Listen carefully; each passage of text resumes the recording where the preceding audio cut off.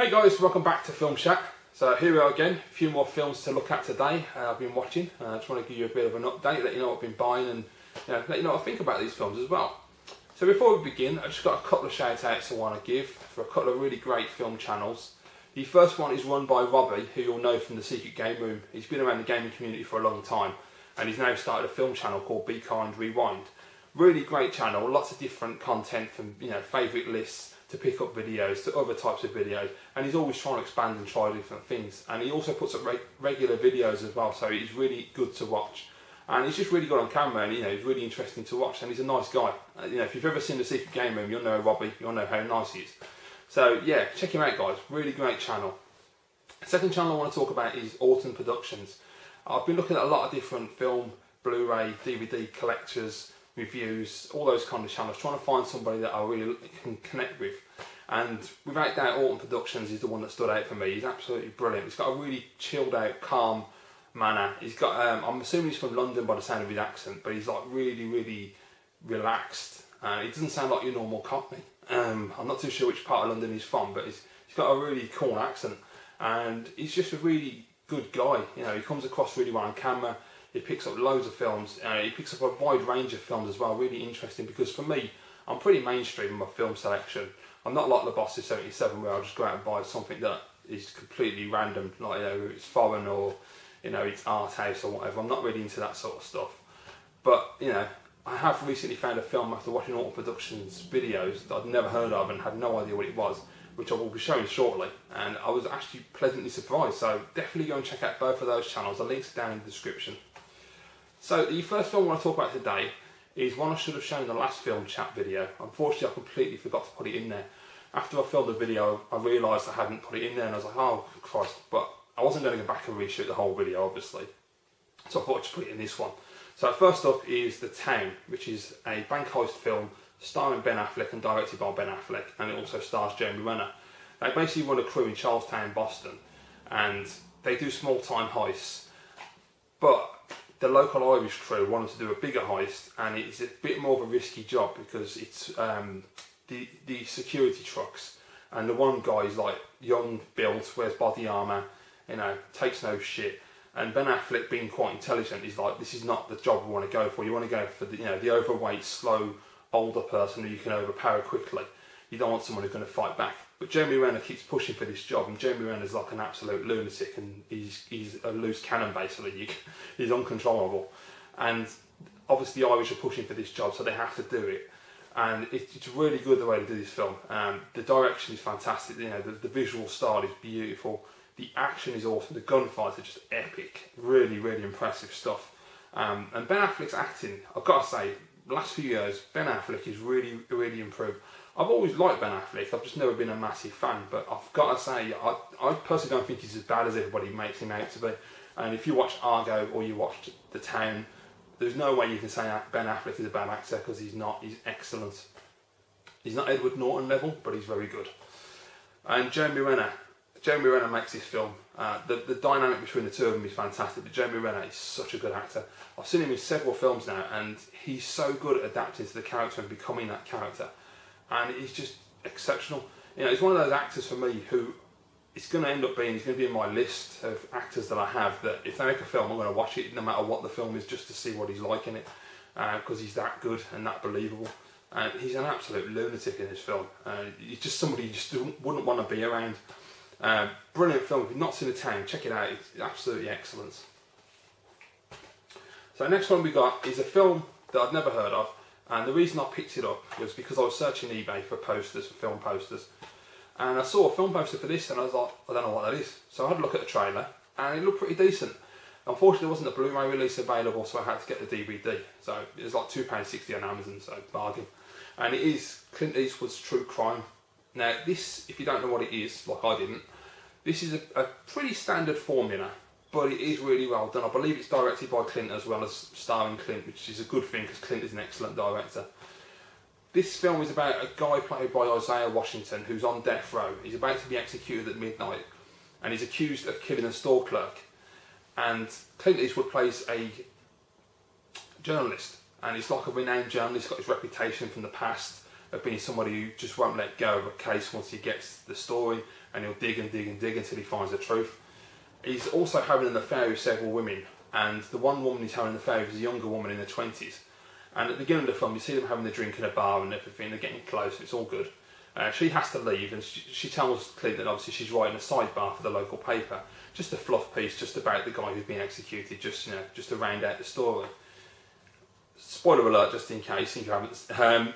She dies in a car crash, and then the paper comes to Clint Eastwood because of his reputation and say, look, we need this sidebar writing. It's nothing special, just a bit of fluff, just to fill the paper out, just to cover the execution. Can you write it? So he's like, yeah, no problem at all. So Clint sets about writing this story, and obviously as he digs deeper, he finds more facts and details and things that just don't make sense. Now, obviously this is not an original storyline. You've probably seen this loads of times in films, but it's just the way that it's put together with Clint's eye and Clint's ability and his acting as well. It's just really good. And Isaiah Washington does a fantastic job as the man to be executed. But the standout performance without doubt is definitely his little daughter. I don't know the actor's name, but she was so good, so believable. I'm not a big fan of child actors, but the emotional performance that she puts in when she's in prison with her dad, it's just unreal. It's so good. A really nice, heartwarming film, and Clint Eastwood, he's just awesome. So yeah, check it out, guys. True crime, definitely one I'd say is worth a watch.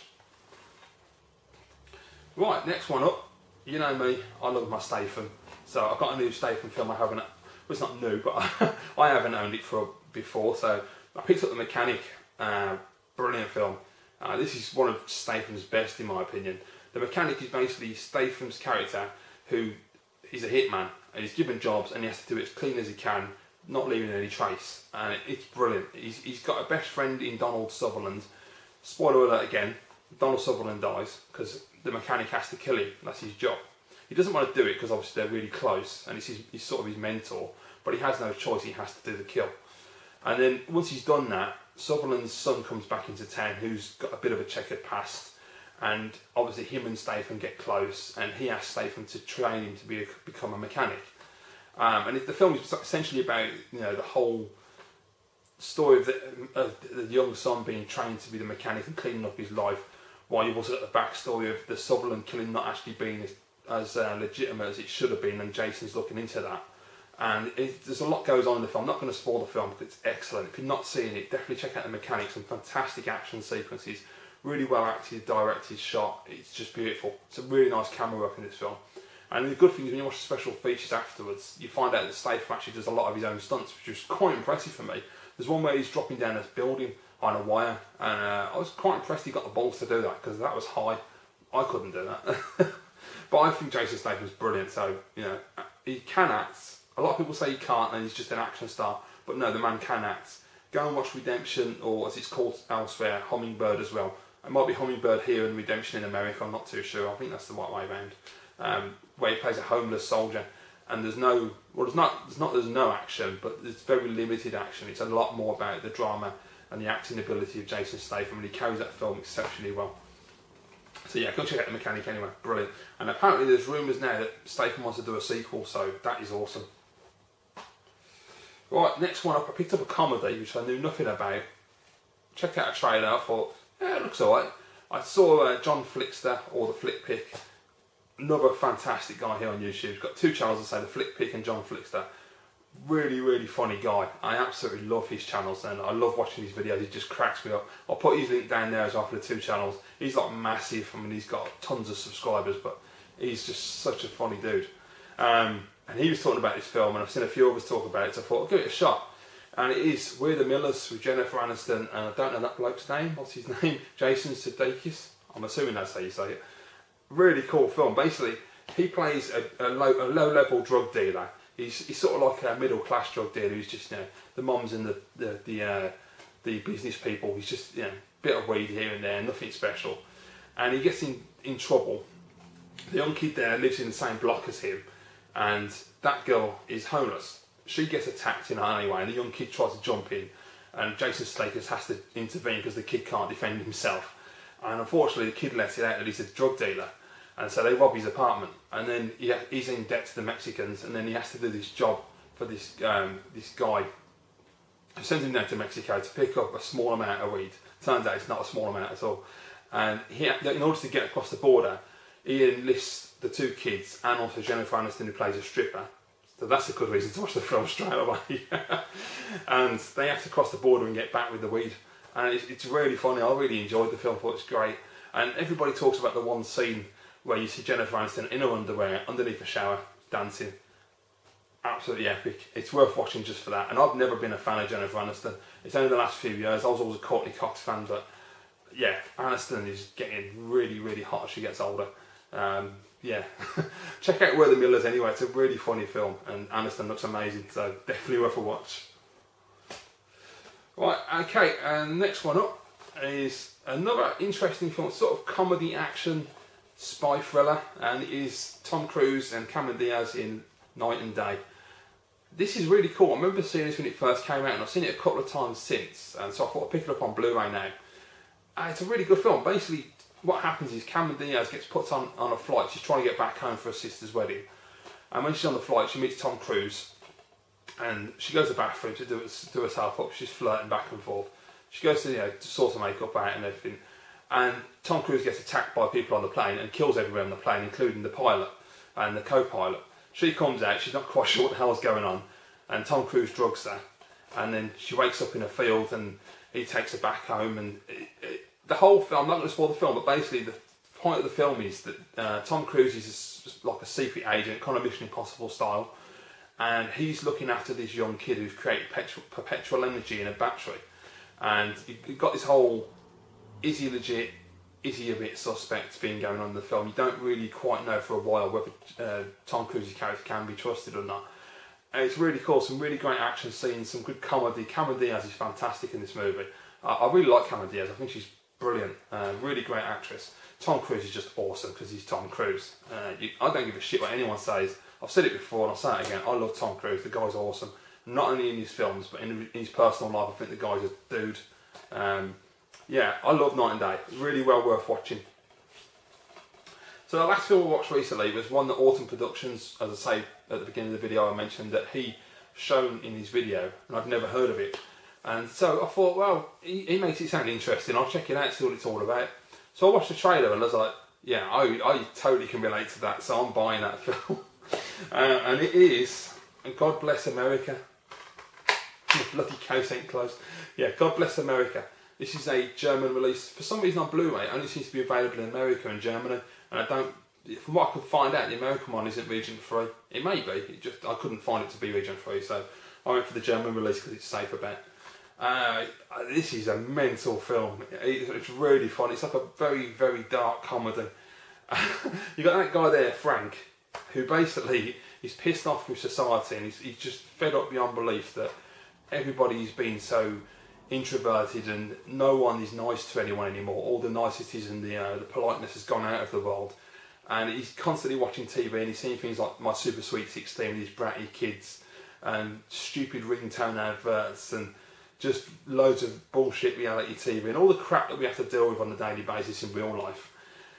And he's just losing his shit and he's getting fed up with it, and he wants people to be nicer.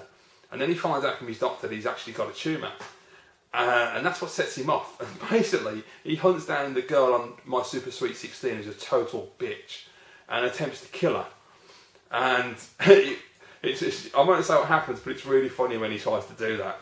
And while he's doing it, I've forgotten the girl's name, unfortunately, the character's name. Hang on, my brain's just gone blank. I'm trying to read the back, it's in German, so that ain't going to help. Anyway, she witnesses him trying to kill this girl, and she's a bit of a lunatic. She's just complete head case. And they join up and they just go on a rampage around the country. It's like a road trip movie, very dark, like natural born killer style serial killer murder film. It's just weird as hell, but it's just so funny. And they basically just kill people who piss them off. So I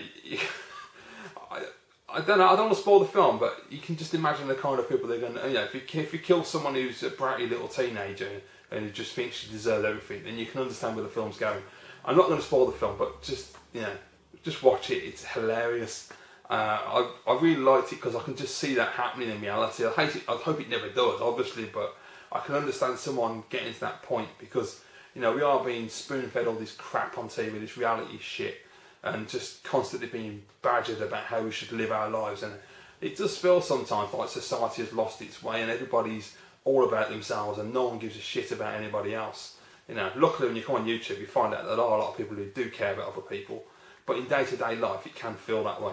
And so I can totally understand him just losing it and going on a rampage, but it's just so well done and so funny, and it's just absolutely excellent. So go and watch God Bless America, because it'll give you a laugh, and it may even make you think as well. So alright guys, that's it, and that's all the films I've been watching recently. I've got some more over there on the shelf that I need to watch, so when I've done those I'll put a new video up and have a talk about them as well.